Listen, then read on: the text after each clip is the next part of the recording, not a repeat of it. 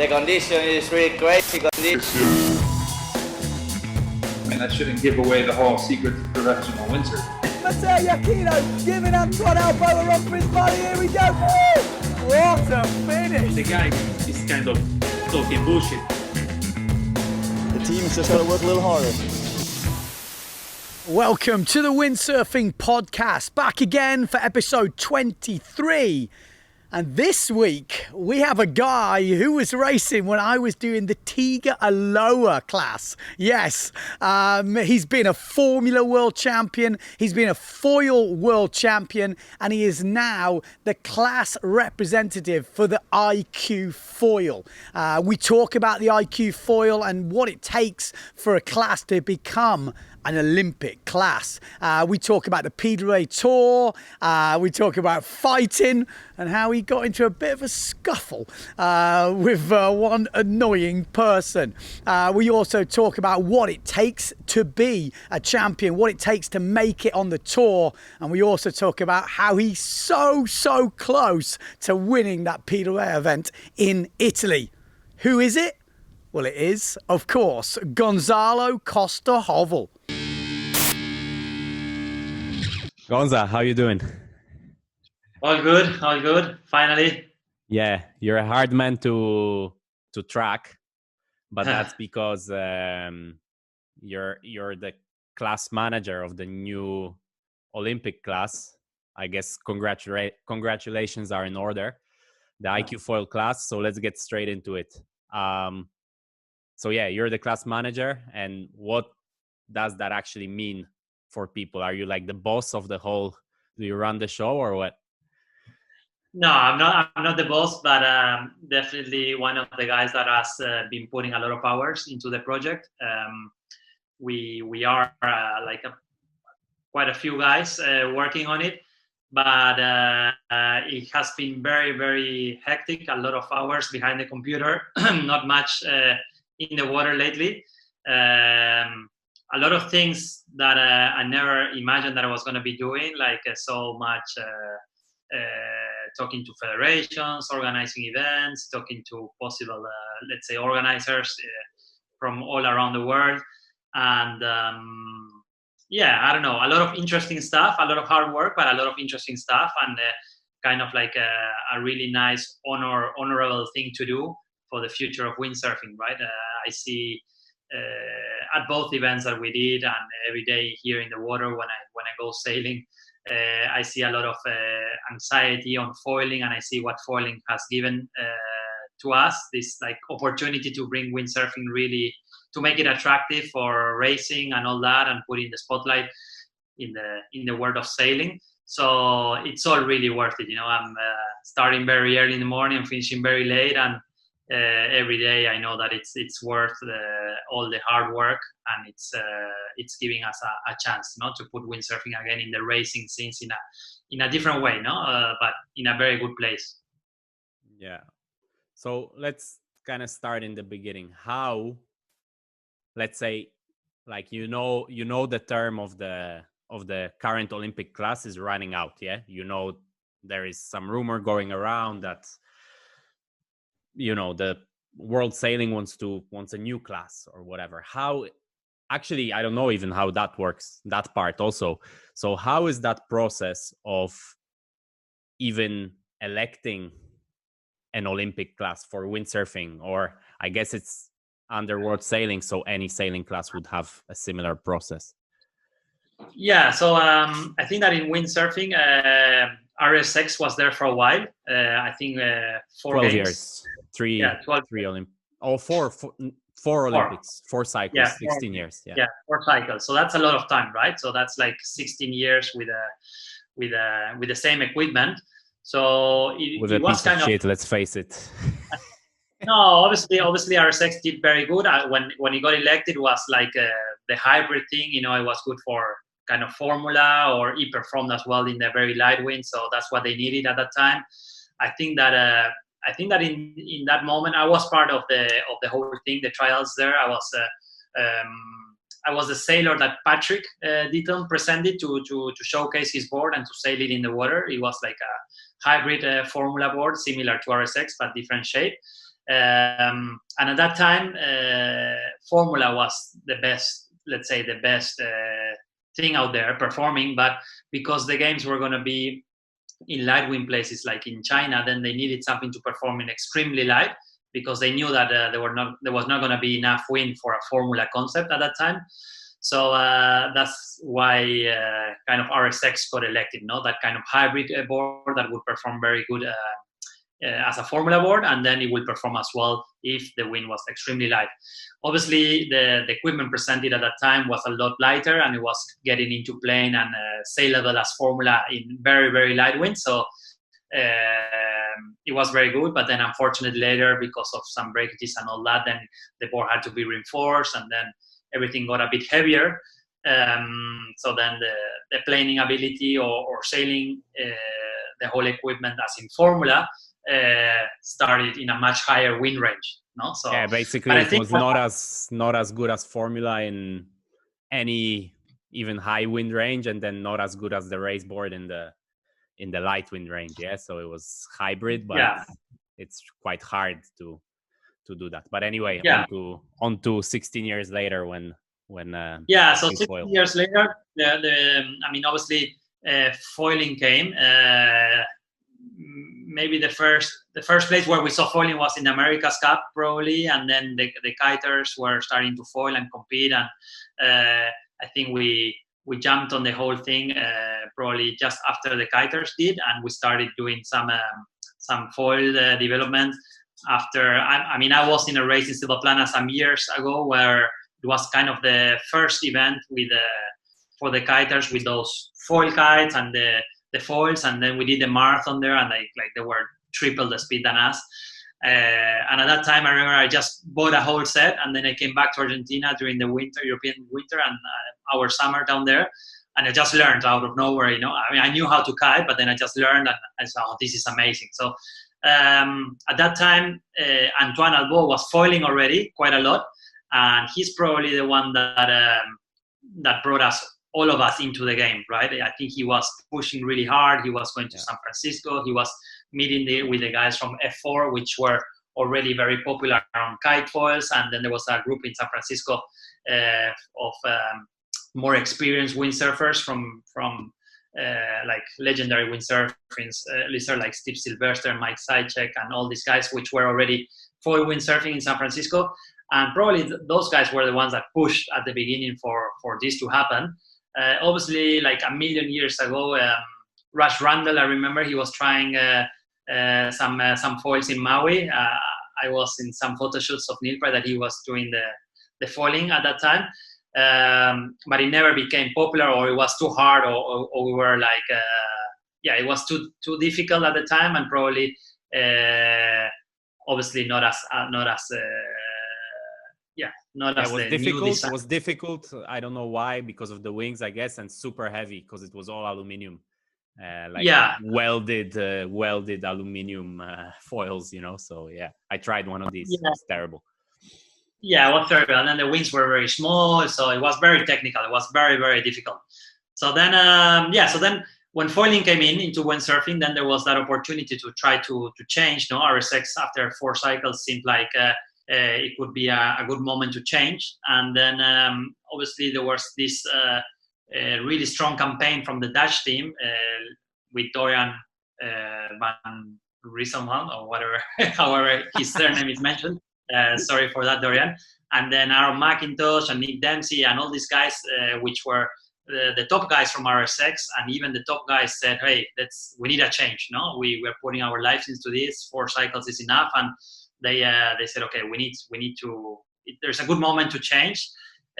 We had been doing foiling since 3 years at least in the PWA level, so we were quite established on that sense. So we were racing, we were competing. We had events in New Caledonia, in Japan, in many places, in Silt, and it was kind of a combination of different things. That was the right moment for it to come through. So then this group of guys with some brands and a lot of enthusiastic people went for it, right? And then we managed to, they managed to open up the game and to call for sea trials, as it says. So then there was an opportunity for all the windsurfing community to present the new equipment to go for the following Olympics.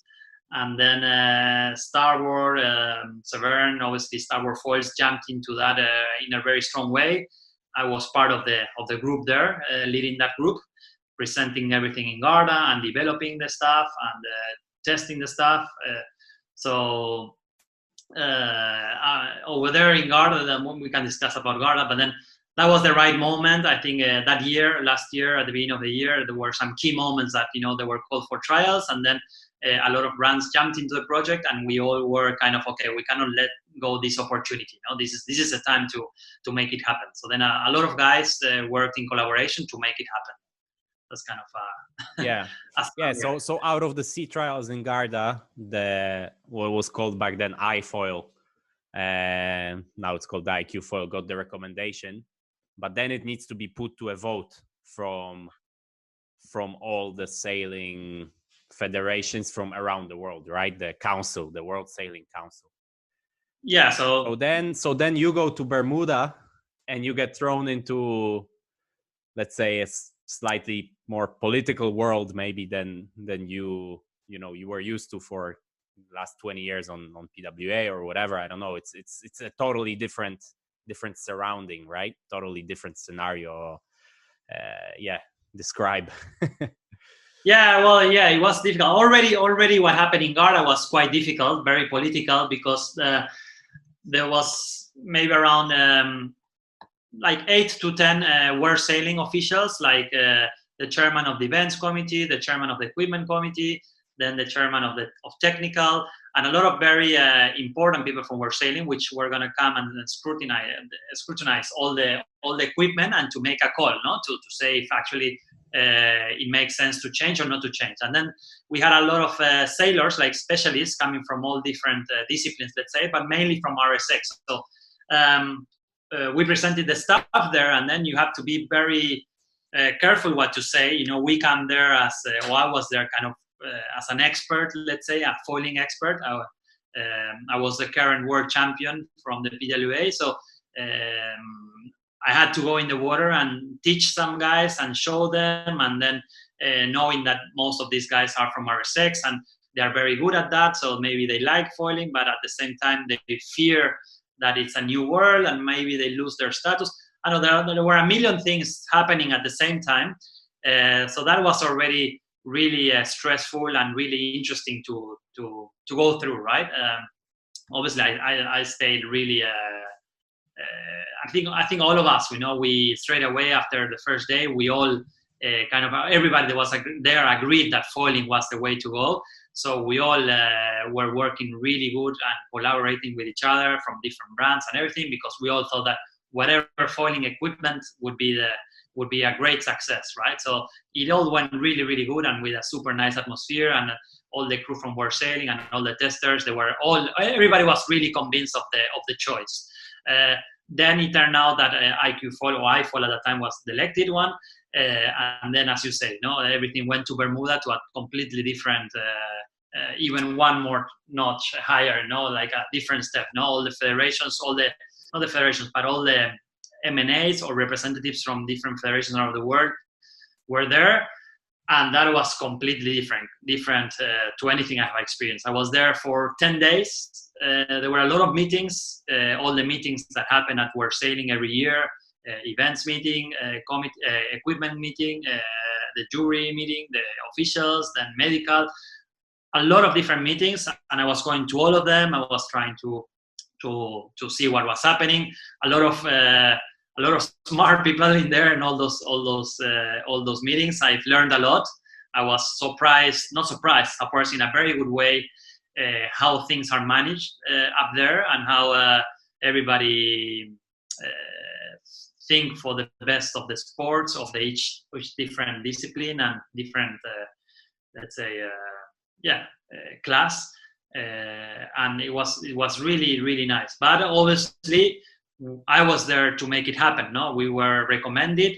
Then the whole thing needed to go to council, which most of the countries They vote like in groups, in regions, and then if that was approved, then it had to go to the AGM, where every country would vote as an individual country. So it had to go through 2 votes, and as well,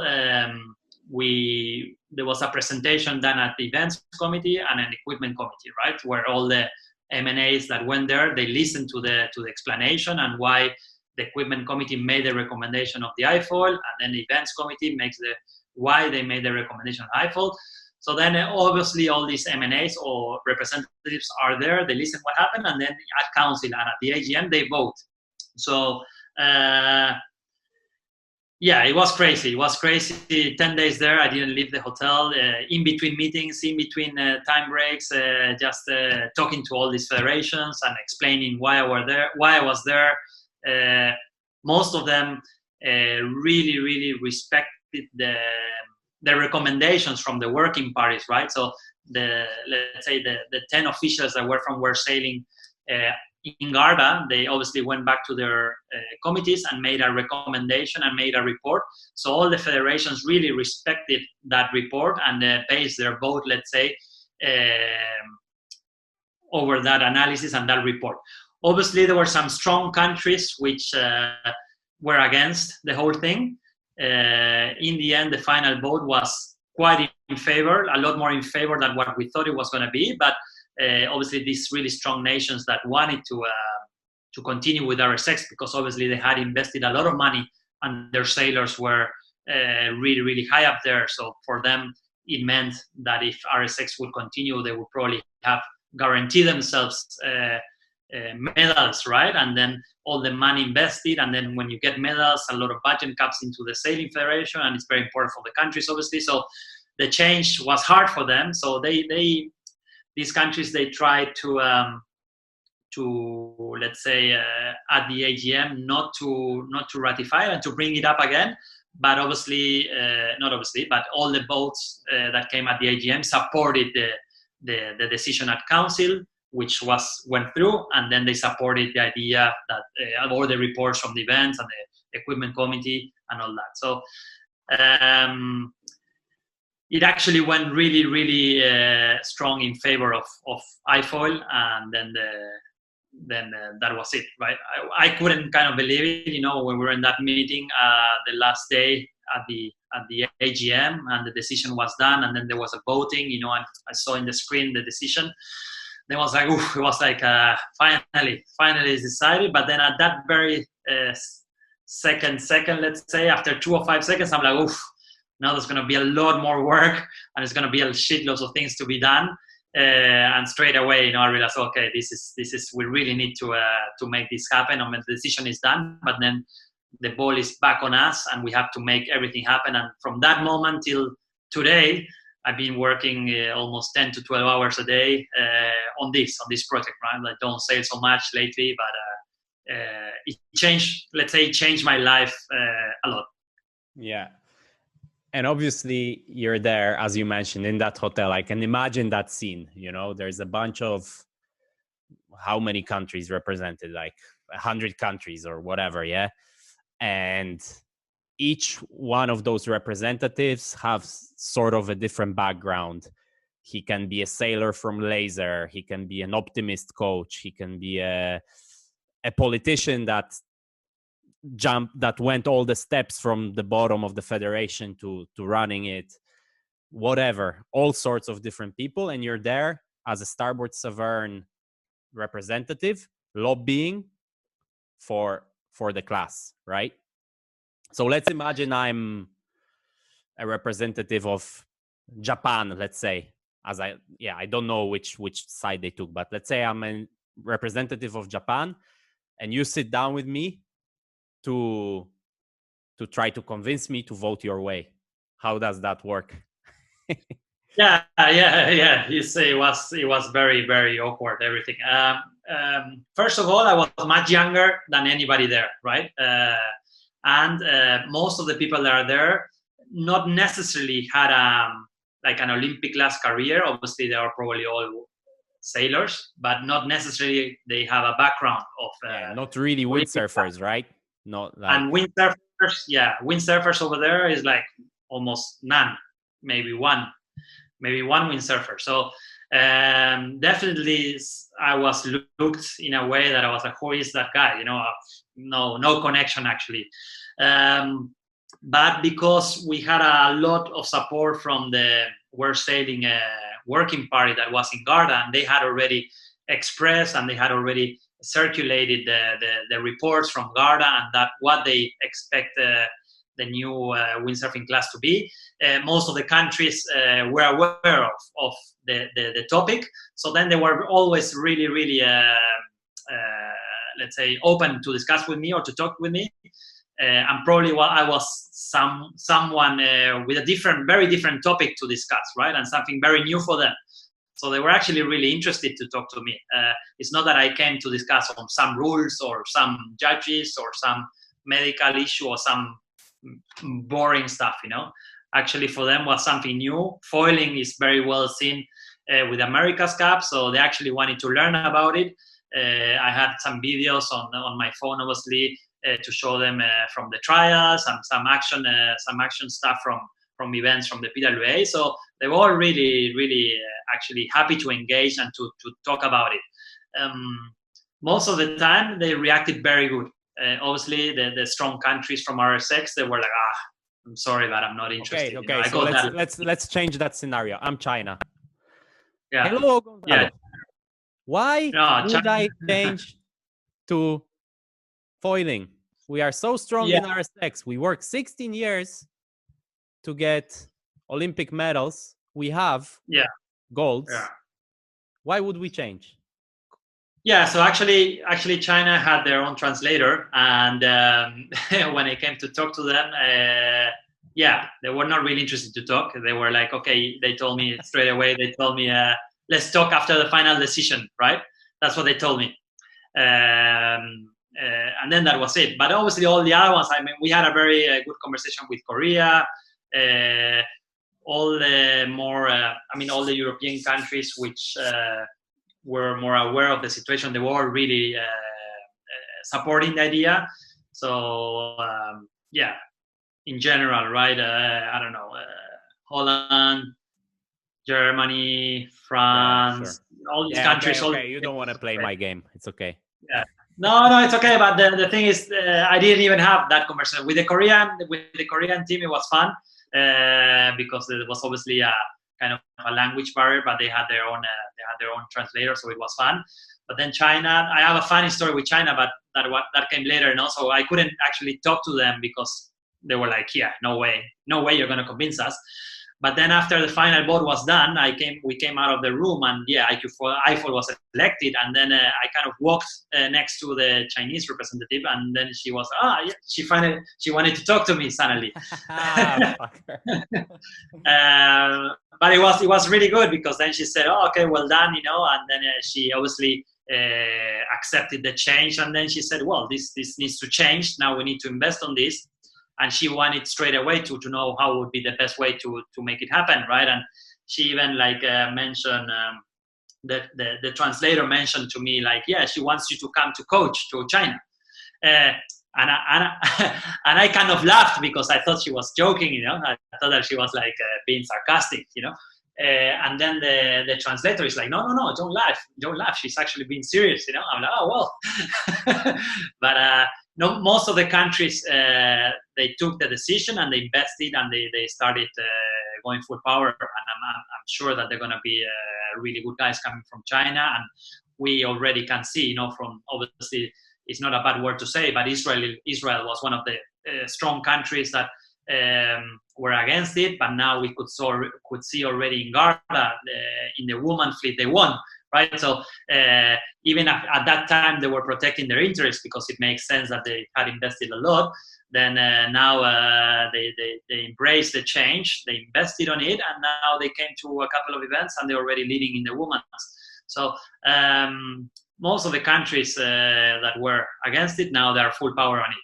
Yeah, you think this system is good? You think that it's such. On the outside, if you're in the windsurfing world, it's maybe slightly different perspective, but from the outside, Olympics is a very big thing. It's a very, like, it's supposed to be the creme de la creme, you know, of sports, you know, and in many disciplines it is. Windsurfing was obviously something very different for the Olympics than the rest of the, let's say, windsurfing community was doing throughout the years. But do you think that the system of being under sailing and countries deciding, etc., is maybe not something that could be reformed, or for windsurfing as a sport, for the interest of windsurfing, you know, of having the best windsurfing product, let's say, best windsurfing event out there in the Olympics, you know? Mm-hmm. Yeah, it's definitely a very good question, and yeah, very, very hard to answer. There are some people thinking that we shouldn't even be underwater sailing at all, right? That we should have our own thing going on, and maybe have our own arrangements with the Olympic Committee and be in the games, like from the side, or with like a beach sport, let's say, or like surfing, you know. Like surfing, but it came out now, you know. The sport is a few hundred years old, and it took them, you know, ages. Yeah.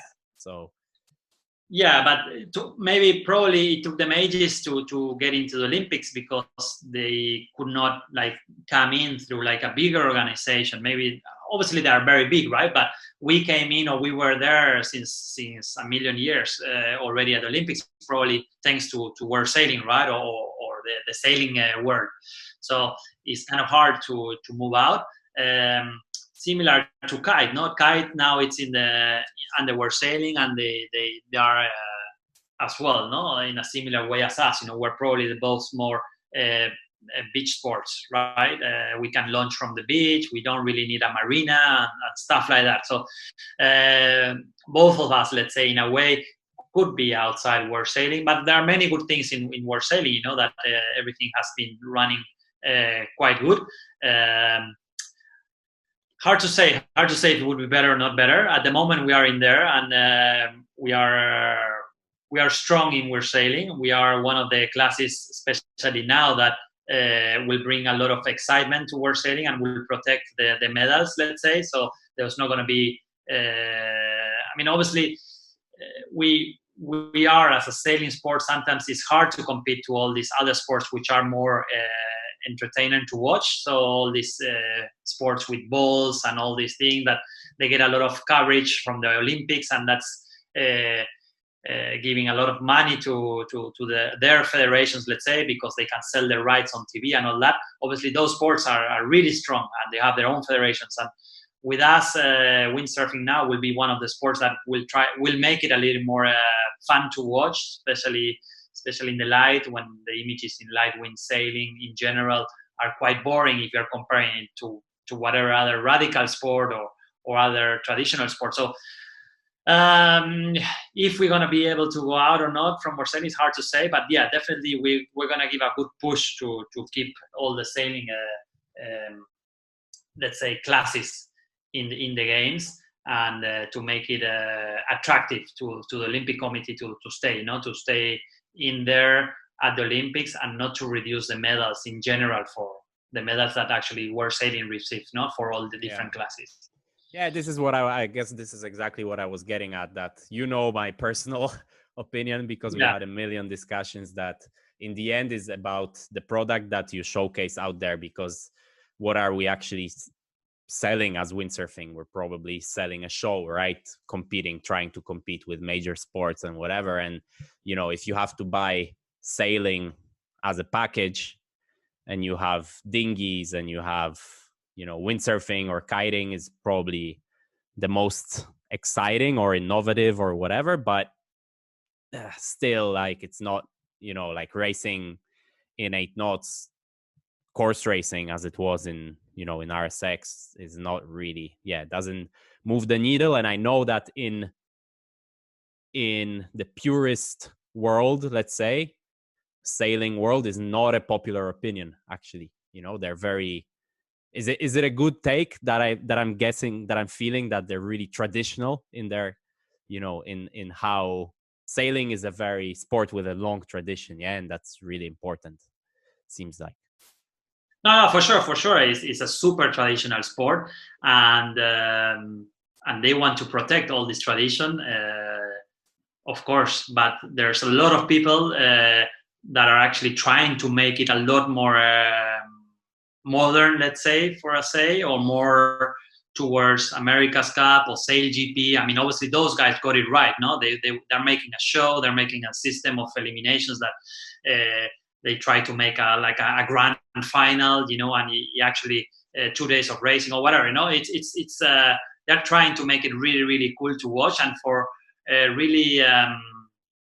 so really cool to watch for someone that has no clue about sailing. That's important, you know. We need to make it attractive for the wider audience, you know, people that actually never seen windsurfing.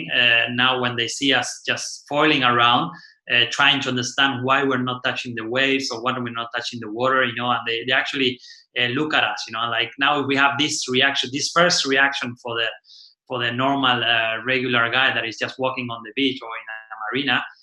Then we need to make use of this attraction that we made and make it even more spectacular, you know, put formats that that are fun to watch. Let's say that's one of the main reasons why we have slalom in the light, because in extreme light conditions, if we go upwind, downwind, first the gear is too small, and then second, if you have a lot of guys tacking and coming out of plane and we go far away, it's hard to understand who is leading. And then in slalom, it's obviously a little bit of following the leader, but at that kind of wind range, it's very good and it's easy to watch and easy to understand. So everybody that is walking by or wants to watch it understands what's going on. You know, it's just 3 or 4 jives. Everybody has to go through those jives, and then there's a finish. And even if it's light, people are stopping to watch that and see how people are jiving through the marks without touching down, you know, making foil jibes and all that. It's much more attractive than you're gonna stop. Yeah. Exactly. So that's a good point as well, because then when somebody stops, it's actually very easy to understand that they suddenly went from a significant high speed to almost not going at all, right? So the difference of speed there is very easy to understand visually.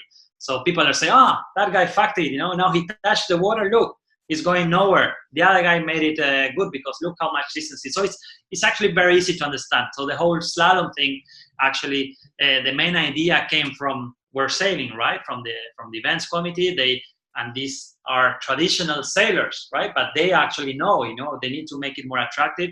We need to make it more attractive, and that's one of the main reasons why IFOL was elected, was because in the light wind was proposed to do slalom. So that really matched what they wanted to see, right? They want to really, let's say in a way, make the new windsurfing discipline really, really attractive and easy to understand. Yeah. So that's kind of the big picture. And then we get to the smaller picture, which is the windsurfing world, and the way that for years, that kind of Olympic world totally didn't cross with the let's say professional side, which the peak of that was always the PWA, right? How do you see it now? Because I don't know, I see like people have different opinions and different feelings, and some people they feel like it's competing against each other, and some people feel like it can really, you know, collaborate for the good of the sport. And you know, there's animosity between certain people because, you know, these guys, they've been told that PWA is something, and then the PWA guys been told all their lives that the Olympic is crap and whatever, you know. So how do you see that situation now that you're actually not one of those sides, right? Yeah, I mean, I think that to start with, we all know that to be really competitive on RSX, you needed to have like a certain level of fitness, which is it's amazing. You know, they need to be really strong and a lot of aerobic. I mean, they need to be really, really strong on their physical side, right? And then as well, you need to be quite light to be performing good, and especially because they race in lighter winds, right? So that really goes that really doesn't match the prototype of a slalom sailor or the prototype of a PWA sailor, right? Because we kind of know from many years of racing, and the PWA has been there for a long time, that the body type and the body weight that you need is completely different. So having sailors that would do good on RSX or an Olympic level, we're not necessarily going to be doing good at the PWA. We've seen people coming from their side to our side, being, let's say, Pont or Casper, and then guys from our side going into that side when RSX just came up, like Jesper Westerstrom or even Arnon or Steve, maybe for one event was fun or two events were fun, but then straight away it didn't work, right? It didn't work for both groups, let's say. So that's where I think we split, and it was very hard to have someone doing very good at both disciplines. I don't think that some people say, I'm not going to do that because it's shit, and the other guys were not going to say, I'm going to do that other thing because it's shit. It's just, it didn't work out, for your body type or for what you were doing. And then obviously the let's say the joke from the PWA sailors to the RSX guys is when you see a light wind race of 3 or 4 knots, and they're just pumping for 30 or 40 minutes. And then obviously people say, that's not windsurfing. No, that's like, I don't know, that's like a pump competition. Just go rowing, just go on a boat and go rowing. It's the same thing, right? And obviously they have tactics, they have technique, they do a lot of things, right? That is important to go along with that rowing. And probably we as PWA sailors, we're like, that's just rowing, And then the joke they make on all of us is, they're just fat guys, that just sit in there and just try to go fast. There's no tactics, There's nothing going on. Just go to that first mark, survive the jibe, and that's it. But there's a lot more going on than just that, no? We all know how extreme slalom is, how accurate you need to be in the starts. If you are half a second late, you're done. If you come to the first mark and you're not a good jiber, you have no chance. There are no rules. There are good things on both ends, right? And I think that now, as we have seen, a lot of RSX guys are doing IQ foil, and a lot of PWA guys are doing IQ foil. And yeah, there is that rivalry that you suggest, those guys who is doing good and the other guys who is doing good. And I think it's it's a healthy rivalry. I mean, there's no, in the end, there are good laughs, there's good chat at the beach, and people are learning from one side and the other guys are learning from the other side. I might sound being maybe very, very political here, but I kind of see it how it is, I obviously have friends on both ends, and I've seen that many from each side are doing very good. I saw that in Garda, like the British team, maybe they didn't have much background on foiling and from PWA, and then they got like 5th and 6th, guys that never did a PWA event in their lives, and not so heavy as well. And then obviously, Nico and Basti were 1st and 2nd. They're probably the 2 guys that have the most experience on foil. They have been foiling for 3 or 4 years. Both of them have been part of developing programs. They've known a lot of how to tune their stuff. They obviously know how to go fast. They're very technical guys. Basti was many years very good at Formula windsurfing as well. Nico, obviously, we know that he comes as well from some Olympic background, and he's obviously brother with Thomas, so he knows he's probably more into the pumping stuff, and he's very good, and obviously knows he's here. So I think at the moment we are in the middle. No, there are some very good guys from the PWA and some very good guys coming from RSX, and it's a very healthy fleet. Yeah, I think very soon you're not gonna be remembering where the guy came from. I mean, for me, it's already kind of like that. You don't really. But what about the events, the tours, all that? It seems like all of a sudden there's gonna be some overlap. There's gonna be some sort of going to the same places, and then are expensive, and it's like that all of a sudden these worlds are kind of on collision course a little bit. And how do you see to somehow make make it work Yeah. as a collaboration, rather than sure, going yeah. against each other as it has for the last 30 years. Yeah. No, yeah. Can I just make a quick note on the last topic? To be fair, we didn't mention the freestylers work, right? We got some freestylers in the tour as well, like Steven and then Amado, Babrocker, and they both show like really strong level, and they come from freestyle. They're freestylers, and they did extremely good as well. Steven was third or fourth in the marathon, and then Amado before the first start in Silvaplana, he asked me, "Hey, so which hand has priority? I have the right hand forward has priority, or left hand forward?" Yeah, So exactly. So so that shows, and they were doing extremely good. So that's really cool as well, that you get like freestylers and then they come in and they're doing extremely good. And then another one is that I really like to see in Garda was Rytis from Lithuania. He's like the tallest guy out there. I think he's 2 meters tall. And then in the marathon, which actually ended up being quite light at moments, and I think he's like 95 kilos, something like that. And he came up second, So first was Kiran. Second was Rytis, who probably has some PWA experience, but he comes more from Formula and from regional sailing, Formula windsurfing, and obviously doing a lot of slalom events, IFCA events, and then being part of the training in Tenerife. And a guy that probably didn't have a good result never in his life at really top level. And in the longest race of the event, he comes up second, right? And then third was, I think, Alex from France, and fourth was Steven. So there was a big diversity there of sailors on like a really long race, which I think it was really cool to see.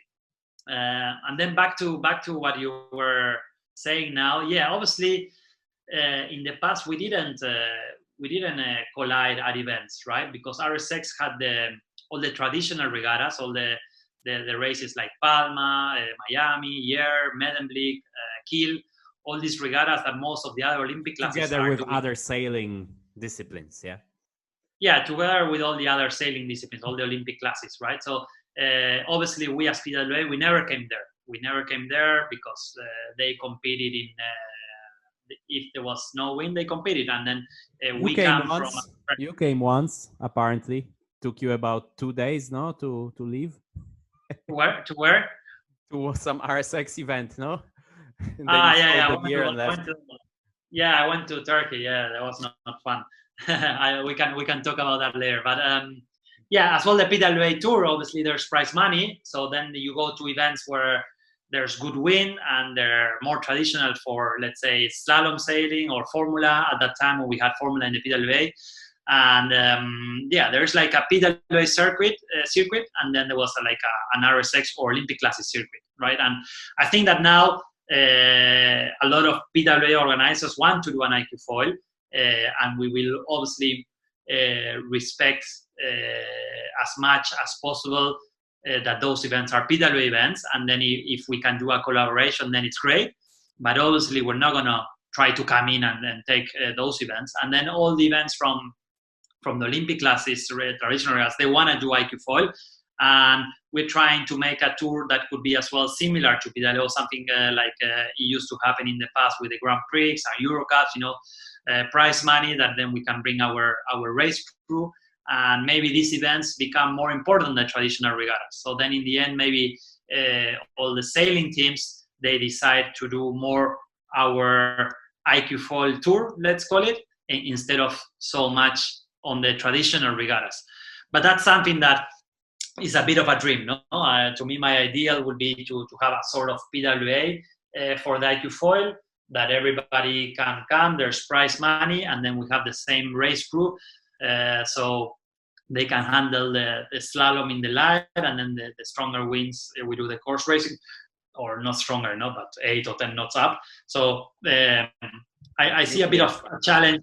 I see a bit of a challenge to go to Miami, Palma, Yer, all these different places where you have to meet different race directors and explain them how the slalom works, how some people advance to a final A, final B, and all that. So we need to continue working on the format, how to make it more effective, and to make it, let's say, format friendly for all these traditional regattas, which we obviously know I'm not going to be going to all of them while we go in the first year, but then not the second year, let's say. So we need to come up with a format that actually anywhere in the world, being a national event or a small continental event, like it could be in South America, that those guys, let's say, can run it and they can do the same thing that we're doing at the Europeans or at the Warriors, right? When we're going to have everybody there and the official crew, let's say. But that's what I see. I think that in all these events, PWA events, as well, a lot of the IQ foil sailors that never did PWA events, they're going to try to join, and that's really cool. You know, a lot of guys have contacted me already, asking me what sails they should get and what slalom boards, and they want to really join. You know, some events, and I think that's really cool as well. On the girls, I think that there is a very big opportunity to have a super strong PWA women's tour, a racing tour. You know, suddenly there were like 60 or 65 girls in Garda, and all these girls are looking for doing events because obviously they want to get better on the slalom and how to improve in slalom, most probably doing PWA slalom events, right, to understand how it works.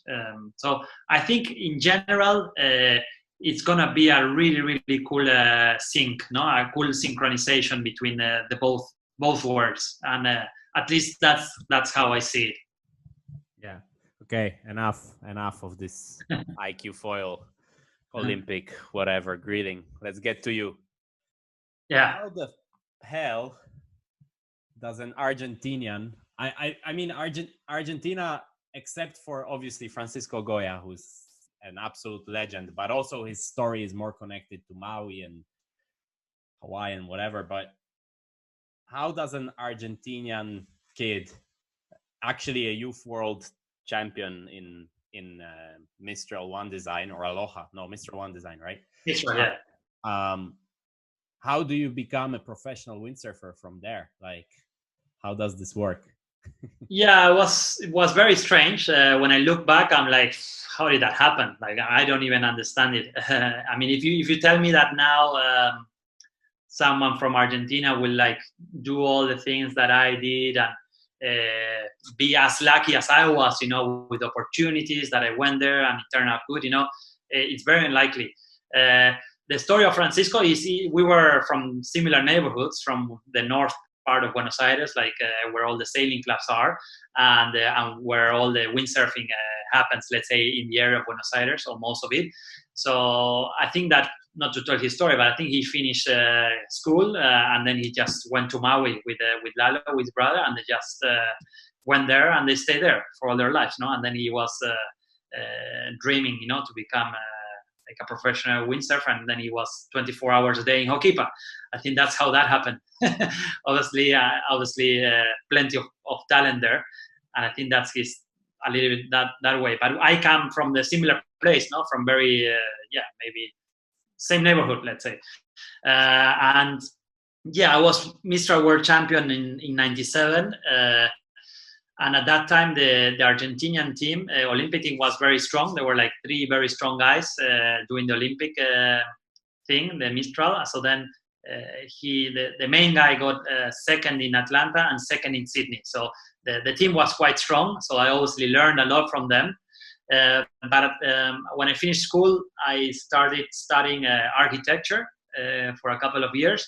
And then I left Mistral because I became slightly heavier. So I was like 75 kilos. So I said, no, this Mistral thing is not for me. I was obviously on the heavy side. And I decided to stay back home and started studying. And at that time, I started doing some Formula windsurfing. And a friend of mine, one time, he told me, hey, why don't we go to compete to US, to the US Open? He kind of invited me, you know, and I went there, and then I met Jimmy Diaz, Micah, Kevin, Phil, and I came there, and I did actually really good. You know, I was like, nobody knew me, and I was lucky enough that the first day was really, really light, and the wind was like just changed, and I was the only one. I don't know. I just saw like the change, and I started port, and I rounded on first by miles, and then actually I think at Kevin passed me. So I finished second on that first race. And then the second race, I kind of finished fourth or fifth, just behind all the pros. But at the end of the day, because there were no discards or whatever, I was like second or third. And then I remember like on the open ceremony, like Kevin and Phil, they were like, came to me and they're like, who the fuck are you? You know, and like I was very up there and nobody knew me. I was like 75 kilos from Argentina with a mullet because I was playing rugby as well. And at that time was cool.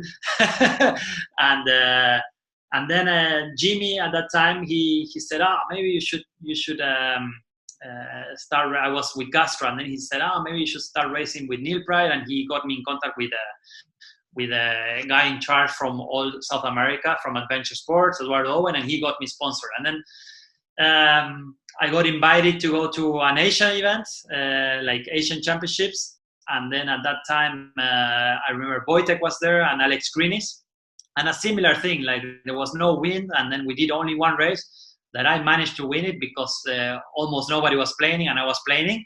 And then they counted the race. But you know, so I was winning. Like, fuck, you must have been Jesus. Yeah, exactly. So I was really lucky, you know. In the US Open, kind of a similar thing. So it kind of favored my body weight and that. And then in Asia, the same thing. You know, only one race. There was no wind in Hua Hin. And then I was leading the event at the last date, and then we got like 8 knots, and obviously I had half the speed of Wojtek, you know. So anyways, I did kind of okay. I think I got second, so I beat Alex. And then the whole crew, like Starboard and Neil Pride, told me, you should definitely go to the first Euro Cup in Europe. So I came there to the first Euro Cup in Garda in Malcesine, where there were like 120 guys.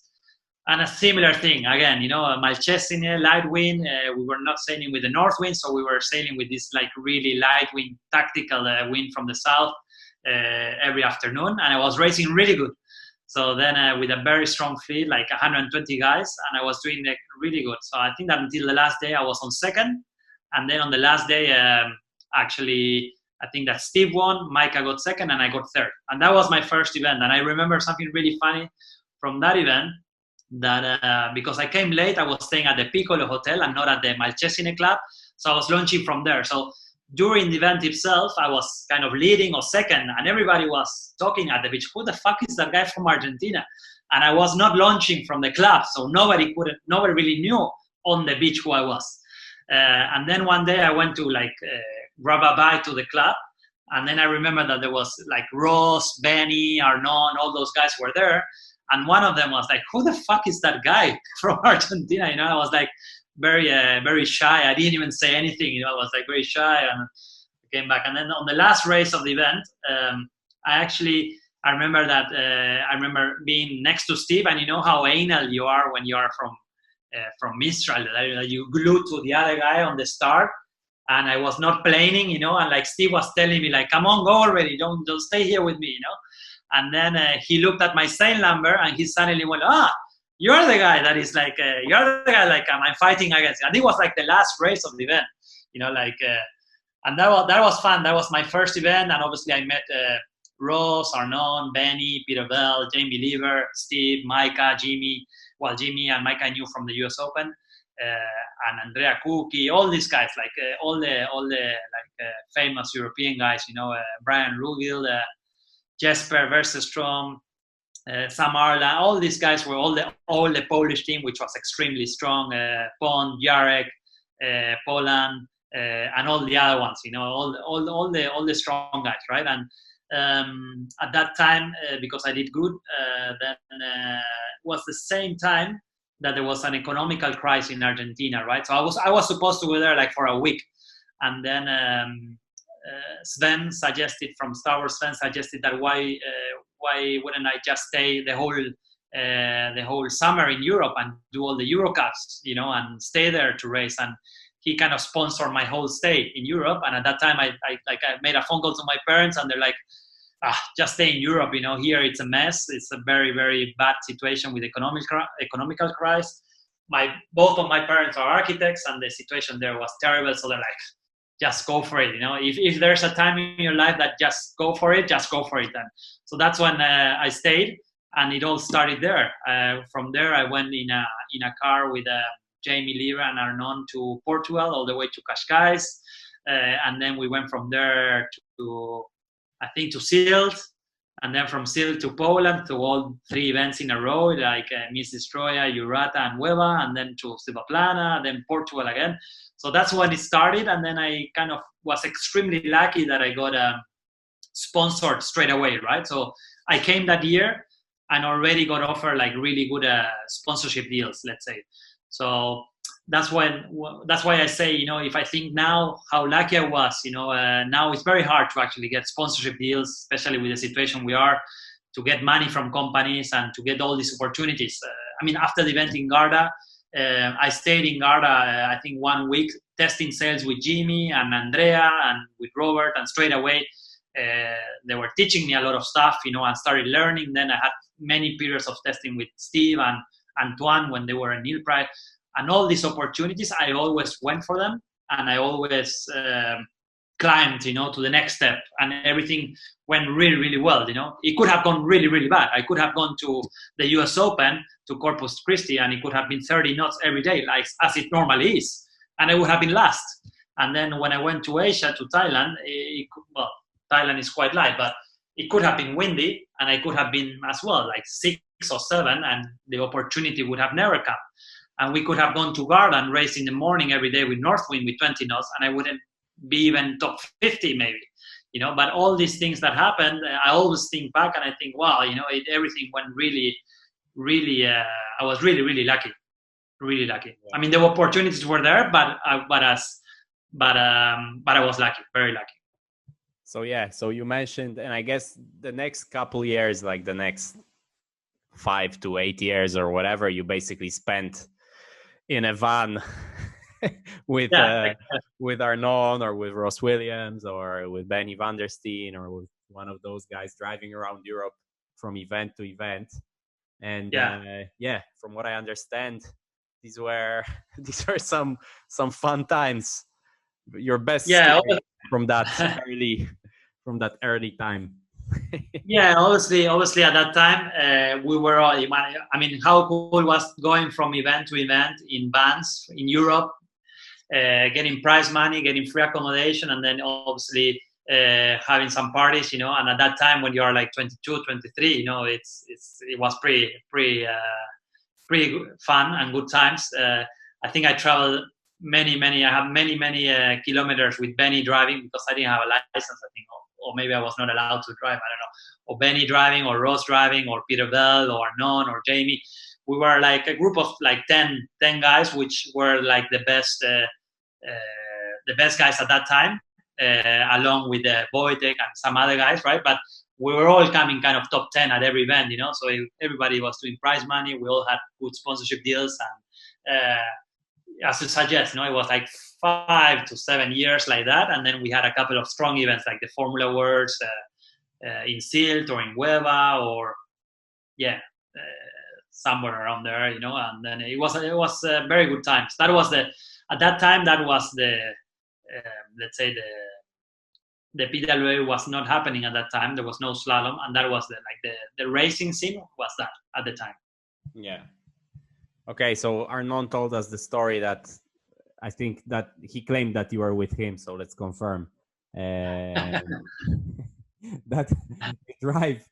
he drives onto the train in Nibul to go to Silt, and then he really needs to take a shit really badly, and then that you convinced him to jump off the train, do it in the bushes, and then jump on. And as he had his he was halfway through, the train started and you had to pull him up. I don't know. Yeah, I don't remember that. Maybe it happened. Probably before the train started. Yeah. But I mean, there are a lot of very, very funny. I mean, a better story than that one is once when we were I don't know if he told this one, but when we were coming back from Silt, we had a lot of stuff and we had to put stuff on the roof.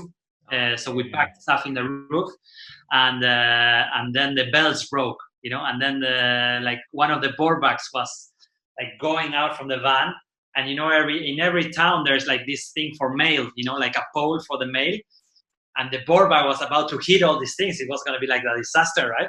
So then our Nonets had had to ring the handbrake. You know, he had to pull the handbrake of the whole train.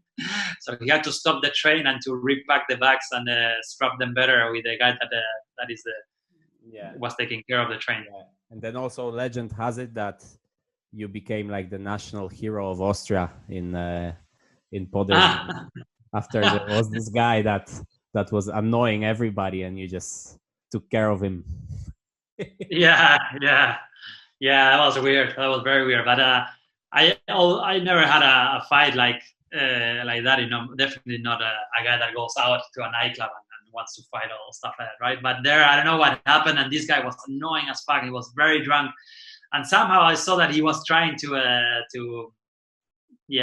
don't know, to get into a fight with the English guys, like the English freestylers. And then they were with their girlfriends, I think. So I just kind of said, okay, I'll just step in and try to get this guy away from them, you know. And I think that the guy just tried to hit me, and I don't know, I reacted like I snapped, you know, and and I don't know, something. It was like 2 seconds, but it was funny because it was full of windsurfers, and they were like, oh yeah. Okay, I'm not gonna drill you more about this. And then so that skinny kid gets a little bit of training, and then slalom comes back and you get thrown into that, you know, and you've had great results if you think from where you come from, you know, podiums. You almost won the event in Reggio Calabria. I remember I was standing on the start, actually. I think I was on or maybe you ran the final first and I was on the losers or something like this. And you switched just before the final to 7-8. And then basically you were leading to the first mark. And because I had to catch my time for the thing, I thought you won, you know, because once in light wind, if you lead, I mean, light wind was probably 18 knots or something, but for slalom, that's light wind. If you lead to the first mark, there's a big chance that you're going to win. So explain what happened from there, the one that got away.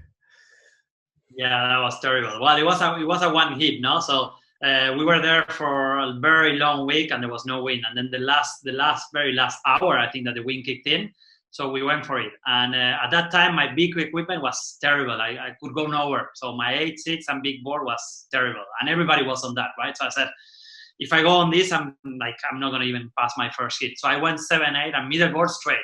So I was just starting at the boat and coming down on everybody like full power on 7-8, like not barely going, but under power. So I was getting to the first mark and then people were catching me, but I managed to get into the final. So in the final, I was okay. I think the wind increased a little bit. So I had a killer start at the boat and I rolled everybody, me on 7-8 obviously and middle board and everybody on big stuff. So I jive the first one and I kind of get away from there. I do the next two jives and I'm like still leading by quite a good margin. And then I go to the last jive. And on the last jive, I remember Tine Slave was there waiting there. He was just cruising, you know, sailing, and he just was waiting there, like watching the action, no? So I'm like, fuck, I was thinking, no, I cannot fuck this jive, you know. If you jive that one, then you're like, that's it. So I jive there, I do the jive, and that was it, you know, like full planing jive, I hook, and now I'm like, that's done. You know, I was last reach going to the finish. So this is done. I didn't even look back because I was playing in full power, aiming to the finish, and I knew that was it. So still, like I did, like I think 1/3 of the leg, and suddenly the wind dropped a little bit and got a little bit offshore, and I was like, fuck. So I was like, fuck. Now I have to point like really high, and I'm with my smaller stuff. I'm with a medium stuff. So I remember like my first reaction, I released a little alcohol and then I released too much. So I spin out and then I brought back the spin out. And then I knew already that, you know, that someone, whoever was behind me was going to be really close. But Bjorn, I kind of didn't look. Out of all people. Yeah. So Bjorn was just behind me. And so I just like, it's not that I shoot downwind, but instead of going, I went to the pin end was on the other side. So the boat, let's say the finishing boat was on the downwind side. So I was barely just making the boat. And on the last 10 meters or 15 meters, I had to de-hook and pump and not to catch the rope of the boat because it was anchored that way. I had to like push really high. And in the moment I crossed the finish line, knowing that I was crossing almost not planing, I looked upwind and I saw Bjorn crossing, maybe at the same time or just ahead. And I knew that he had passed me, And then I looked to the boat, and they're like, I think Frankie was there, and they were like this, like you didn't get it, like fuck. And I was like, obviously couldn't believe it. I couldn't believe it. I was like so pissed, but well, it was a trade-off, right? I was fast on the first reach, and it was like flipping a coin. It could go my way, or I could have been last on the heat, or I could have been winning or second. I don't know. Before coming to that event, if you would have told me that I was going to finish second, then I was like, oh, yeah, I would have signed straight, But then when you have it so close, even on the last reach, you're heading towards the finish line ahead, kind of with a good margin. Everything is fine, and then suddenly the wind disappears and you get upwind, and you're like, oh no. And then you spin out, and you're like, oh fuck no. And then everything was like in 10 seconds, it all went downhill. But that was one of the podiums I did. Then I did in Austria another year. I did a podium. I was third. We had more races there. It was not only one race. And then as well, I did a podium. I think I came second in Silt one year that we did more racing. The year I was with Star Wars 1.7. I would probably, if I had to think one of my events of slalom events that I feel not proud, but the one that I think that actually did very good probably was that event in Silt, right? Because we did 4 eliminations in Silt. It takes long, you do every round, every heat. And then I finished second behind Matteo. I don't remember who was third, but maybe Julien can tell. That was probably my most proud moment of slalom. Obviously, I had my downsides in Fuerte, which not that I hated, but coming from Buenos Aires, from 8 or 5 to 8 knot river, I never managed to perform good there somehow. It just feels impossible to drive. This was my question, because your highlights were high. I think you got a podium on Loft also, no? Like 2014, I guess. Yeah, when I was on Loft and Starboard, I came, I think, 5th and 6th in the world ranking, or 6th and 7th, 2 years in a row, I think. So that was pretty good, Now if I think, when you think, finishing 5th or 6th in the PWA world ranking, it's pretty strong, no? It's one of the. But I think that year, that year I remember, yeah. In Turkey, I end up 4th, tied in points with the 3rd place with Julien, and on the last race. So that was like my best result on Star Wars and Lost was Turkey, that I finished 4th. But that was again. What was one of those events in Turkey that we did a lot of racing. Well, a lot, like maybe 7 races or something like that. Yeah, like 2 discards and stuff. My question was like, if you think that on big sizes, on 8.6, on 7.8, you could probably pull out a top 5, a podium, any event pretty much. And then if you think that any strong win event, you would come in and kind of, not be so confident and comfortable. Do you think back and like knowing what you know now, shit, I should have done this or that, to really, get into, I don't know, world title range or whatever, like, how do you look back on? Because I don't want to retire you, but I guess you're kind of, pretty much done. Especially from slalom. Yeah. No, I mean, obviously, it's kind of a mental thing, no, as well. It's kind of that's the condition that probably you don't perform very good, and then even moving to Tarifa, you would expect that you would come good, with all the conditions, the Levante conditions we get here, and all the training you put in on these conditions. I got a lot better. I mean, in the past, I mean, I've never sailed, I've never windsurfed in 30 knots or 25 knots. If I would have one day of 25 knots a year in Argentina, that was like, wow, you know, it's like, it felt like the storm changed, you know, from Red Bull. I was like 25 knots, you know. So then going to Fuerte or Gran Canaria at that time, there was a year in Gran Canaria that I was, when it was windy, I was like nowhere. And then when it would drop a little bit, then I was actually getting into finals and winning the loser finals and stuff like that, you know, with small stuff, with 6.2 and maybe the small board from F2, which was really, really cool, really good. But then it would increase 2-3 knots, and then I just couldn't jive anymore. I was falling in every jive. And then I don't know, there are a lot of good sailors out there with a lot more experience on that kind of wind, but that's not really an excuse, you know, because then when I moved to Tarif, and then I had so many days of Levante training with Benny and Luro and Finian, and then I would have expected that I would have gotten a lot better. And then many times I came to 40 being really fast, even when it was windy. Like I had really good speed, and I was coming to the first mark in good positions, you know, positions that I would qualify, you know, I even get to finals. And then I just couldn't jive. Maybe I would survive the first jive and second jive, but yeah, I remember. I think I remember passing you on the last jive for the final. Yeah. Then it just in Fuerte it kind of gets you, you know, and then you just become the target of everybody. Even when you're on that last fourth position, you know, you come to that last jive, and everybody know, I'm gonna pass it up now. Yeah. So then. Yeah, I don't know. High wind never was my thing in slalom, which is a bit strange because in Formula I was actually really good in strong wind. When we competed in Formula, I was always really good. When I compared myself to, obviously, Antoine was untouchable in strong, and Wojtek was really good. But considering the weight that I had, which I was kind of one of the light guys, I was always performing really good in strong. And in foil as well, you know, in foil, I remember that race in Japan that got really hairy, that I won it, you know, and then in Korea when it got windy as well, I did very good. And I was not really,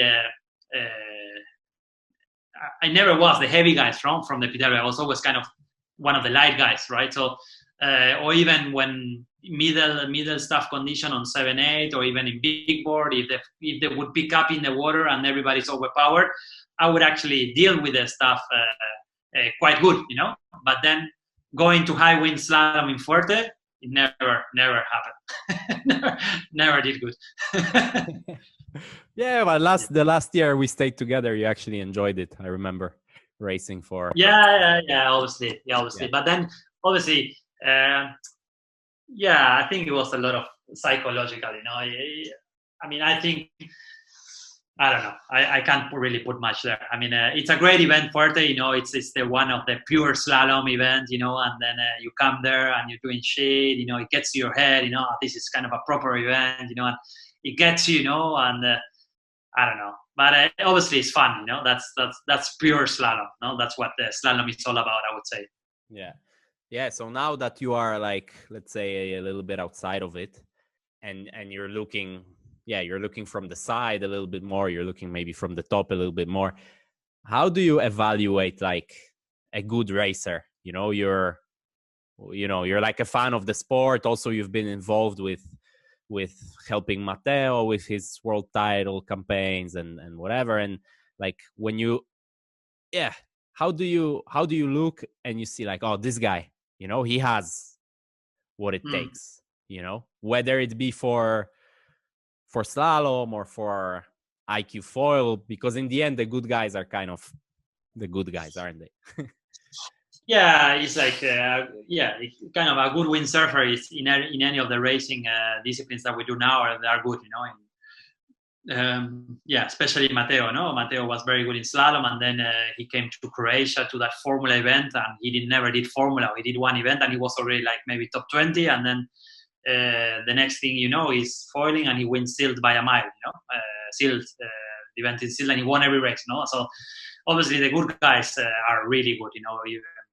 Pierre this year in Civaplana, the Formula foil event, you know, he's like second most event, third, you know. I don't want to remind you about that one, but but he probably didn't have so much of a background of upwind downwind racing, and yet he comes there and he's like super strong, no?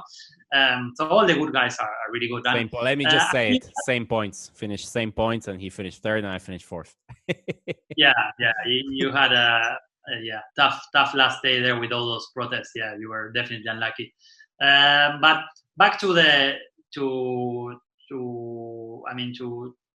when I look at sailors now, I mean, there's a very big difference when I was doing it or when we were doing it, like Arnon, Ross, Benny. We all really relied on speed, no? We kind of got the knowledge, or we inherit, like, if you were fast, you were good, or if you were slow, you forget about it, There was no really room to go training and to learn to drive and to become good with less speed, let's say. No, it was all really not biased. We all thought that it was all about speed, right? So we spent millions of hours testing fins, debouché fins and mats and stuff, we were really testing a lot of equipment, let's say. And then the younger generation, your generation with Matteo, Jordi, Marco, and Enrico, Malte, Bruno, when you guys started going to Tenerife and actually putting a lot of hours on training. You had like 1 million races before the first event, and we probably had here in Tarifa, maybe we did 1 day of racing before going to Korea, just to realize how rusty we were. So actually it was better not to even do that race, because then you would not think on the both flights going to Korea, fuck, we should have done more racing, At least you wouldn't have that feeling.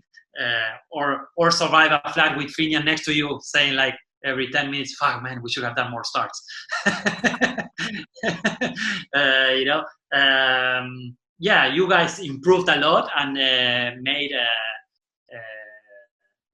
all the racing skills come up a lot, like you brought the new level, let's say. Obviously, I forgot to mention Albi, Bambi leading kind of that group from Tenerife, He was kind of the first guy coming out from that group, really, really strong, being like extremely fast. Alberto, like extremely fast and as well improving a lot his skills, and he decided he needed to be better in high wind, so he went there, and the amount of hours that all your group, that group put was insane. And then we came to Korea, and then Albi wins, then Matteo gets into second in that final, and then all you guys started like getting better. And then we all kind of realized it's about speed, but it's a lot about racing as well. There are no rules. You can go through the heat, you can pass people, there's a lot of opportunities, and then that's what you came. That's what came probably with the new generation. And then Jordi, Matteo, on the previous years were doing extremely good. Now you and Rico, more guys coming from that group. Bruno winning a couple of finals. It all comes up more from hard training and leaving a little bit. Obviously, speed is important. You guys obviously test as well, and you're fast as fuck. But you brought the more training, as a group, and that I think that's what brought the level up. So when I see now, or when I look into a racer or a sailor or one of the guys to know, how good he is or how much potential, it's a lot about how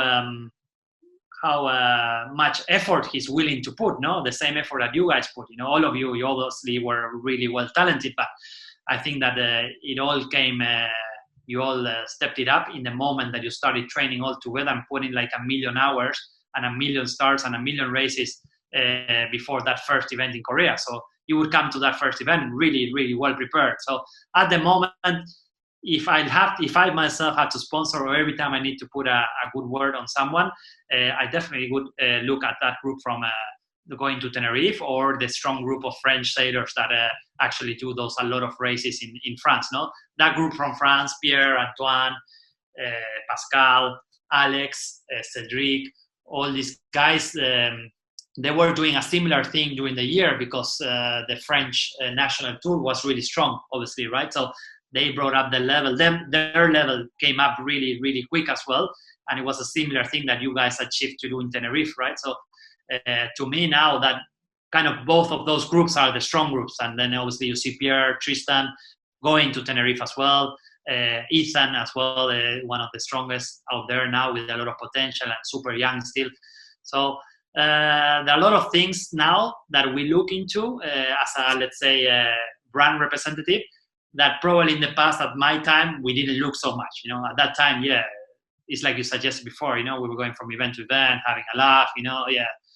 One event Ross will do good, that event Benny, that event me or none. It was definitely very, very different. We were kind of putting it easy for the top guys, for Kevin and Mike and Jimmy and all those guys. Now it's kind of, when you guys came, was kind of the other way around. You guys were more pro, more ready for the event. So that's a bit it. Yeah. So I'm not gonna get too hung up on this, but we go to Azores 1 year. I borrow you my skateboard. You fall, don't train at all before the contest, and then you win like 11 out of 11 races, and Formula World Title is yours. And then a couple of years go by. We still do the slalom, and then foiling comes, and you kind of, I don't know. I want to ask you, let's say, why or how did you kind of realize, okay, this is my thing. I'm going to sacrifice the slalom a little bit, which obviously pays the bills, like it's still, slalom sells boards.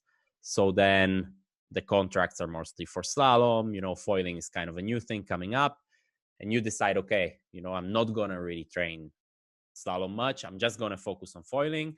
And I'm going to try to win it. And since you were pretty much the only guy doing it, you were kind of double prepared than everybody else. And obviously you destroyed us. That first year that we did, I think first year we did like demo events. And then we did like a proper tour. Both those 2 years, you trained much more than everybody. So how do you make that call? Like, okay, like slalom, yeah, I can be, top 10 or whatever, but foiling, if I train and if I put the work and whatever, how do you decide, okay, I can be world champion, Yeah, obviously at that time, I didn't decide, I can be world champion, no, but that was the year, that year, the previous year to when foiling kind of came into windsurfing, that was the year that I spent all my summer foiling on a kite, right? So I had a kite foil and I had a foil. So that summer already in Argentina, so that European winter, I was all summer hooked to that, and I was kite foiling every day with a similar equipment that they use these days, right? With the foil kites and really high level of foiling. So when I did that, to me, that was an eye opener. I thought at that time already, this is going to come to windsurf, and I want to be on that. This is for me, it's like the next level of racing. It was going to be really similar to upwind downwind racing, which relates to Formula that I was actually really good at that before, right? So I won that year. So that year that I won in the Azores was the year that winter I was just kite foiling, and then when I came to the Azores, I trained 1 week in Tarifa with Giannis Price, and then I came to the Azores and I dominated. And I think that I got used so much to go so fast on the foil that then in the Formula everything was quite easy in a way, or it just opened maybe a new parameter of how to trim everything, and I was going really fast. I mean, not to talk up myself, but I was going fast, and it got windy, and I was comfortable with my stuff, and yeah, I kind of dominated. And then that was the year that Antoine was really pushing foiling into windsurfing, and then obviously Starboard being one of the leader brands, and they launched Starboard foils, right? So Tiesla decided to launch Starboard foils, and I was already at that time one of the main testers for the R&D for Starboard. So and I just started to work for Severn as well, I think that year. So I started working for Severn as well that year. So then obviously I was testing all the stuff. So all the new Starboard foils and all the development from moment zero was done by myself, let's say. By myself. I don't mean by myself, but I was kind of the main tester from scratch on the whole foiling project from starboard. So obviously that gives you a big advantage, that you are testing all the new stuff, and then you understand everything, you know how to trim everything, you know how to you are quite advanced, especially at that first stage, when everybody's trying to do it. But even before that, when I did SILT, we were doing slalom, and I was on 0.7 and starboard, and I had an F4 foil from that I borrowed from Monty. I was doing very good, and we were battling it out with Antoine. So already there, I was kind of going good before all the starboard foils era, let's say. But then obviously when we did Japan and we did New Caledonia, that in New Caledonia, I remember you did very good, like you were in the podium, second or third. I don't remember with Thomas. I was second. Thomas Goyard was third, but I was fighting with the Goyards for second. You were like miles down the road. So so obviously that year, that probably was the year that I had a big advantage, let's say, in how many hours of foiling I had. Most of the guys were still focusing on slalom, and that year was like even if we had events in every place we went, or not everyone, but we did I think 3 events. Those events were still like an exhibition year, right? It was not the official year. And then the following year was the proper year, no? That's the one I won. Yeah. So then we did Japan, Korea, Costa Brava, and then SILT. And then we did Silvaplana, and then we did Portugal as well. So that's the year that I kind of dominated, that won Silvaplana, won Portugal, won Japan, came second in Korea, and then pretty much was doing very, very good at all the foiling events. My decision was, to be honest, when I was doing that kite foiling thing, I was so hooked into that I was like, I was ready kind of to switch from windsurfing to kite. And then foiling entered windsurfing, and I said, okay, this is my thing. This is what I want to do. This is what I'm having fun. Obviously, after maybe starting in 2022 or around that time, after 12 or 13 or 14 years of training hard, sometimes you wonder, I'm gonna still get better, or did I hit a wall? Or you get to that moment that you really analyze, what to do. It's like I felt that I had to move on. And then when I tried that kite foiling thing, which goes like really, really fast, I was like, maybe I just do this, for fun, and do some other stuff. And then foiling came into windsurfing. I was there at the right time, maybe again, being part of the main tester of, let's say, the starboard group at that moment.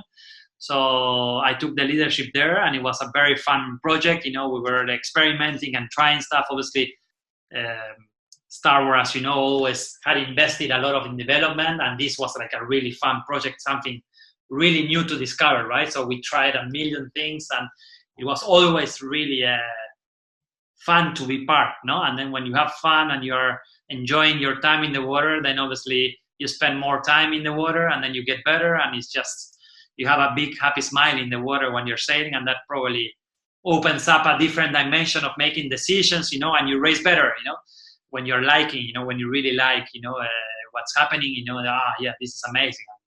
And that's probably the year that I did very good. And then the next year, I jumped in the project of the IQ Foil project already. Yeah. So to sum it up, is it like, like one thing leads to the next, and then, like, let's say the US Open, and then, Formula, and then slalom, and then abandoning slalom for foiling, but because you're on starboard, and then the IQ foil, it's like, it's quite insane if you look back how many, I mean, you were there to take the opportunity every single time, and you had the balls to take it, right? But it's, I don't know, I don't believe in luck, it's not luck, because sometimes obviously they say, you make your own luck, or the more I train, the luckier I get, right? There are such statements like that, but I honestly think that I was really lucky, or lucky to be at least being given that opportunity. And then maybe I was courageous enough to go for it, being from Argentina, going to US Open, and then the next thing is like, from a trip of 1 week to the US Open, they tell me, go to Thailand to compete. And I was like, yeah, why not? Maybe naive, maybe stupid, but I was like, yeah, why not? I go. And then I did good, and then I go to Garda. And then kind of that summarized most of my life, when those opportunities came, then I took them, I don't know, maybe when I was raised up, and when you come from a country far away and there's some economical crisis, and you know how things are not easy, when you actually get opportunities, you really value them and you go full power, and you don't let them go away, or you really take it for granted, let's say. Yeah, you don't take it for granted, and you go for it. And then a million years I was very, very lucky, like to, for example, Jimmy was the head tester from Nilpan, and obviously he talks Spanish, because he has some Latin background, So for him it was very easy to communicate with me, and he saw that I wanted to put hours in, and I had the dream to become good. So he obviously supported it, He like encouraged me to come to Maui to test, even if I had to just come to test mass and put hours on them to see if they would snap or not. Shitty thing, but I was happy to go and do it, And then and maybe that thing led to be testing with Antoine, or be testing with both of them and learning from them, or learning from Steve, and all these things. I always was, yeah, let's do it. I do it. Always the yes, think in your mind, yes, like the movie, yeah, Yes Man. The yes man, yeah, exactly. When the grandma with no teeth approaches you, you have to say yes. Yeah, definitely. Yeah, so then obviously to come from where I came, obviously, it's not that I come from a poor family, and I did all my career like that. I was lucky enough to go to a good school that had English. My parents were okay with the economic situation, so I could go to this very good English school.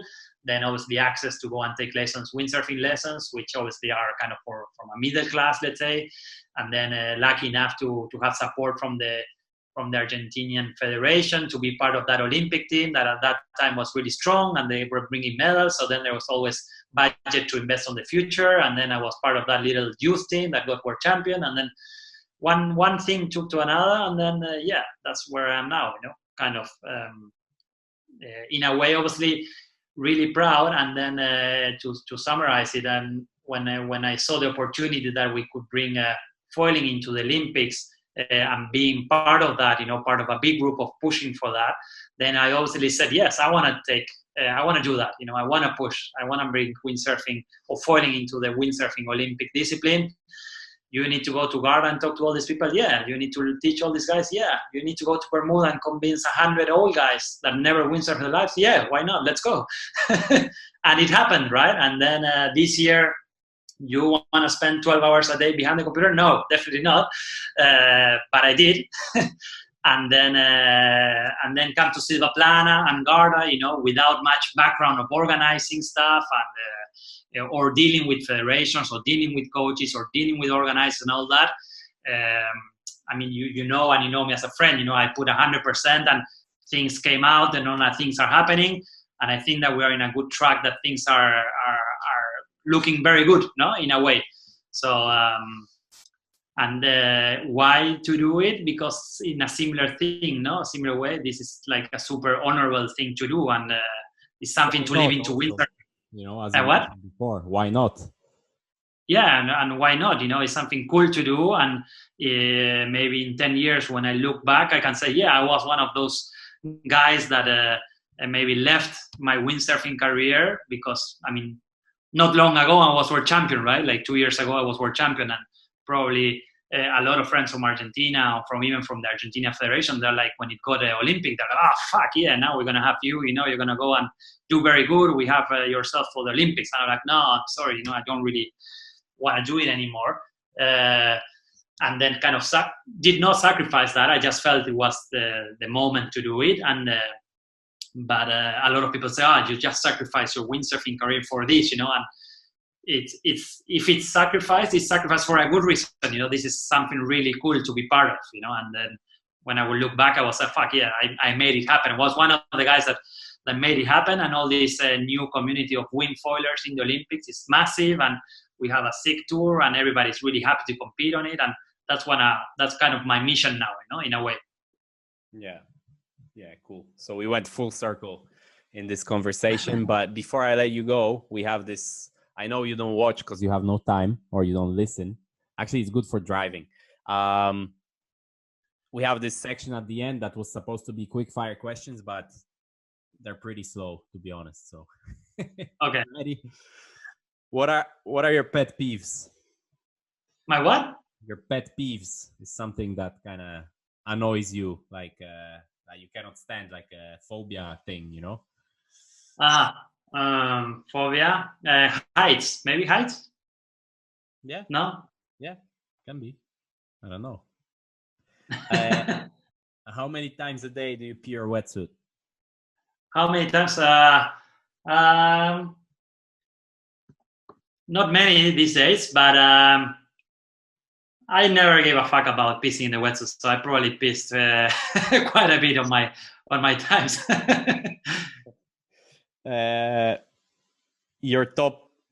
What is your guilty pleasure? Guilty pleasure. I don't know, man. No. Guilty pleasure. No clue. Okay. Your top 5 windsurfers of all time. Top 5 from all time. Let's say Phil again, because when I was with Maui Sales and he gave a lot of feedback and teach me a lot, and I knew that he was like really one of the best racers out there and super technical and knowing how to trim and develop stuff. So probably that's my number 1. Steve, obviously, as well. Steve Allen. Similar thing. No, I would probably name all racers. Because that's what I had more connection with. So Steve, obviously Jimmy, and then Antoine, obviously, great as well. And I'm missing one, no? Yeah. Let's say the 5th one. I would say Albi. Albi being the young upcoming and probably the most talented of the young generation that stepped up and kind of started beating all the strong old PWA guys, let's call them, and with a really really strong mindset to win. Right? He didn't care anything. He's like, I'm here to win. That's it. See you guys. See you later. No, something like that. So that's the 5th one. Yeah. So Alberto Menegatti making it first time into our top 5 on this show. Most underrated windsurfer of all time. Underrated? Maybe people don't remember or don't really consider, and that he's fucking good. And probably someone, maybe Brian Rugil. He's a Danish guy that when I started, he was really, really strong on Formula. He was getting podiums on every Euro Cup we were doing at that time. And probably most of the young sailors or slalom sailors or even the ones from your age group, probably don't even know who he was. And he was like one of really, really great sailors from that time, but probably maybe never made it such as a big name, let's say a famous name, but he was really, really, really strong, really good. Foil freestyle, yes or no? Yeah, sure. Obstacles in slalom, yes or no? Yes, now that I'm not there.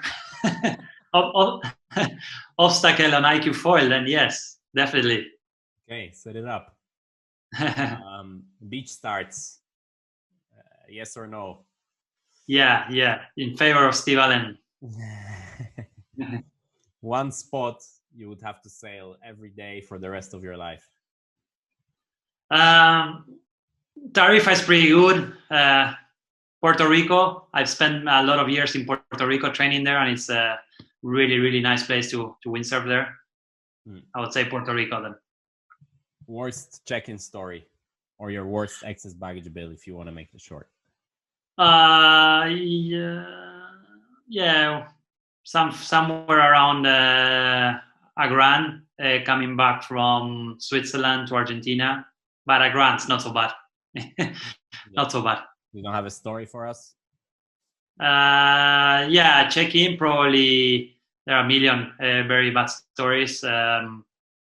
I'll make a good one, not a bad story, but coming out from Malaga to Korea, like checking in with Finian, Benny, Ludo, and someone else that was here. We had like, I don't know, like 20 to 25 bags, and I managed to pass them all as my exes, like €90 per set, 25 bags. And like Finian, Benny, Ludo, they were like, what? I kind of used my Spanish, my Argentinian accent to get it through. So that was a good experience. I never had like a really, really bad experience, like having to stay in the airport and not being able to fly and stuff like that. It never happened, luckily. Yeah, obviously that there was a lady that had a soft spot for South Americans there. Yeah. Who is or was your worst competitor that you see on your heat and you're like, shit? Worst competitor. I remember I had one in slalom. I mean, I don't know. I always hated to have Cedric because Cedric. I remember that year we were both kind of starting at the boat at a couple of events in a row, and every time I had him, we were like fighting for the boat, and then obviously one comes out good, and then he was always like beating me in the having better starts, and he was like fucking it up my hits. So at that time maybe Cedric, but not because of anything else, not just because we were having like a similar trim and we were starting from the boat and our fast trimming setup that was coming from the boat, maybe him. But I never had like a guy. Obviously some years in the back, when we had the no rules or when that started, obviously there were some guys like maybe Ludo or Peter Bell, they were really going for it at the jives, and they were not really respecting, some not rules. There were no rules, obviously, but I never had someone like that. Yeah, for that boat thing, it's scary. I know, like it's, for people that don't understand, like you have most places we would have a hard boat at that end of the start line, and you're coming flat stick, you're trying to start at 0 at full speed, so you're coming 30 knots plus, so 55 60 k's an hour, and the guy that is below you can kind of point you up into the boat, and then you're getting kind of squeezed between him and the boat, and it happens from time to time that maybe you hit the boat or the engine or whatever, and that's not the most pleasant. It's probably when it gets hairy, it's the scariest place to start for sure up there. You get $1 million in cash and you need to spend it in 24 hours. What do you get? 24 hours.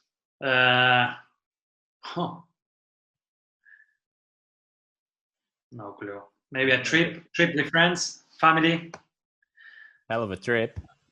Yeah, maybe 10 years ago I was a trip with friends. Now I'll say a trip with friends and family and their families. Yeah. Last but not least, you're driving and you put on this podcast. Who you want to hear? Who would you like to hear?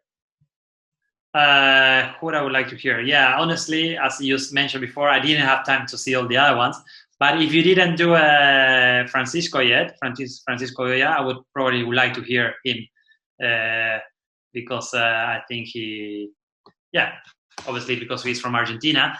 And did you do him? No, not yet. No. Yeah, we're trying. And I think, and I think he has probably a million stories, and him being one of those like really strong wave sailors from those older days, from Quattro and all that. I think he probably has like a million super cool, interesting stories. From back in the day with Quattro and all that. And that one I will watch for sure. Okay, it's coming. I send you the link. Okay. Gonzalo, thank you so much for your time. You can go back to the computer now, answer some emails. Yeah. And take care. See you around somewhere. Hopefully, means we can travel, and that's it. Thank you for coming on. Yeah, no worries. Thank you. I hope works. it was useful. Yeah, and I'm probably see you around here when you go through to Tenerife. Yeah. In Tarifa. Yeah. Okay, cool, man. Thanks. Cool. Bye-bye. Thanks everyone for tuning in. Another great podcast there from Maciek. So thanks to Gonzalo for doing that. If you did like that podcast, don't forget, give us a thumbs up, like it does help. And if you don't want to miss one, we release one every Wednesday. Don't forget, subscribe to the channel and you will get notified when we release that podcast.